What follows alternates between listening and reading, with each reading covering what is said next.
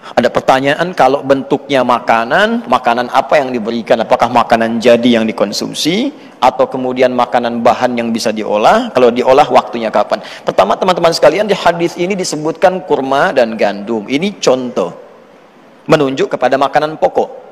Awas ya, jadi makanan pokok orang Arab dari dulu zaman Nabi sampai sekarang itu umumnya mereka makan kurma dengan gandum. Dan ditafsirkan oleh ulama, jangan lihat kurma dan gandumnya, tapi lihat kepada makanan pokoknya. Artinya, kalau di setiap tempat makanan pokoknya bukan kurma dan gandum, misal di kita beda bukan kurma dan gandum, maka makanan pokok itulah yang dikeluarkan sebagai zakatnya. Kalau kita makanan pokoknya apa? Bukan, saya nasi ya. Kalau beras itu makanan pokok bagi hewan bertembolok ya. Baik, itu ada ayam, bebek, itu beras. Kalau saya nasi, bahannya dari beras ya. Baik, karena bahannya dari beras, maka kita keluarkan dari beras. Kapan dikeluarkannya? Nah, ini poinnya. Ingat baik-baik, zaman Nabi ini kurma itu kan gak dimasak, tinggal langsung dikonsumsi. Tapi gandum harus diolah. Maka dari itu para ulama memberikan batasan, kalau akan diberikan berupa makanan pokok yang harus diolah seperti beras, tentunya bukan cuma berasnya, ingat ya, sandingkan dengan pokok lauknya, lauk pauknya seperti sembakonya misalnya, maka berikan tanggat agak jauh-jauh hari sebelumnya ya, atau tanggat agak menjauh sebelum Idul Fitri Syawalnya. Misal sehari sebelumnya boleh diberikan ya, atau 2 hari sebelumnya boleh disampaikan, sehingga punya waktu untuk mengolah dan punya kesempatan untuk memasak dan menghidangkan dia. Tapi jika kemudian makanannya makanan jadi ya, seperti misalnya kita ingin berikan hidangannya khusus, makanan langsung yang senilai, dengan senilai ini semua, maka silahkan diberikan. Batas paling maksimalnya setelah sholat subuh sebelum sholat Idul Fitri ya. Yang paling utama akan lebih baik diberikan bahan supaya bisa dimasak sesuai dengan seleranya. Khawatir diberikan jadi malah tidak disukai atau tidak cocok dengan itu sebuah. Paham insya Allah ya? Baik. Jadi apa makanan pokok kita? Alhamdulillah. Ada yang lain? Silakan. Assalamualaikum warahmatullahi wabarakatuh. Waalaikumsalam. Pak Ustadz, mohon maaf, ini sebenarnya bukan pertanyaan saya, namun curhatan dari teman saya. Masya Allah. Ada miskin sekali nih Pak Ustadz, katakanlah dia sebagai fakir miskin ya. Saya udah fakir miskin gitu. Baik. Bagaimana hukum zakatnya? Apakah dia juga wajib untuk membayar zakat gitu? Ya. Nah, kemudian dahulu kan nih, sekarang ini kan lagi ngetren zakat uang sama beras, mana yang lebih kita utamakan, apakah beras dulu atau uang dulu? Baik, insya Allah kejawab ya. Makasih ya. Bagus pertanyaannya. Di sini saya ingin definisikan dulu supaya paham kita batasannya, beda antara fakir dengan miskin.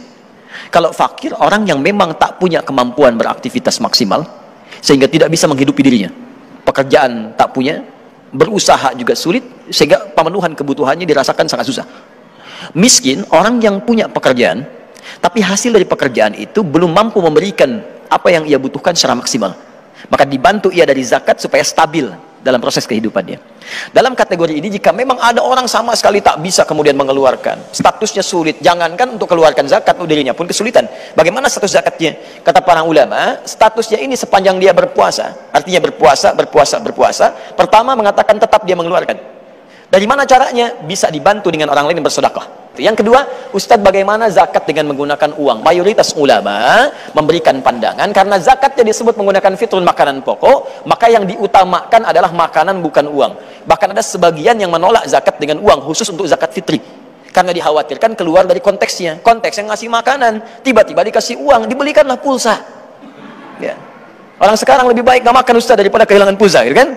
Yang penting itu handphone, handsome sudah nggak penting kata orang, kan? Nah itu yang repot. Ya, Allah Taala a'lam bishawab. Jelas ya? Baik. Ada yang bertanya lagi? Barangkali? Silakan. Bismillahirrahmanirrahim. Assalamualaikum warahmatullahi wabarakatuh. Waalaikumsalam warahmatullahi wabarakatuh. Pak Ustadz, saya kan udah bekerja. Alhamdulillah. Tapi orang tua saya itu memaksa untuk tetap membayarkan zakat saya. Apakah itu boleh? Dan bolehkah saya mendabelkan zakat saya juga? Saya bayar juga gitu. Terima kasih. Baik. Pertama begini.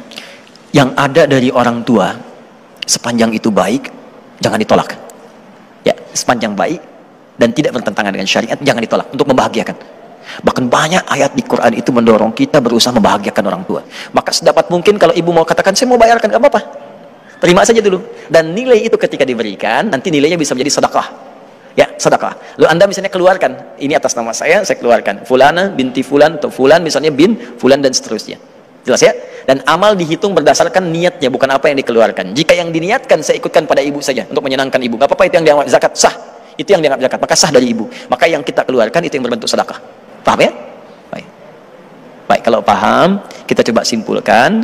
Jadi yang pertama, setiap Ramadan ada peluang bagi kita untuk mendapatkan amalan istimewa yang hanya berlangsung sekali selama setahun, disebut dengan zakatul fitri.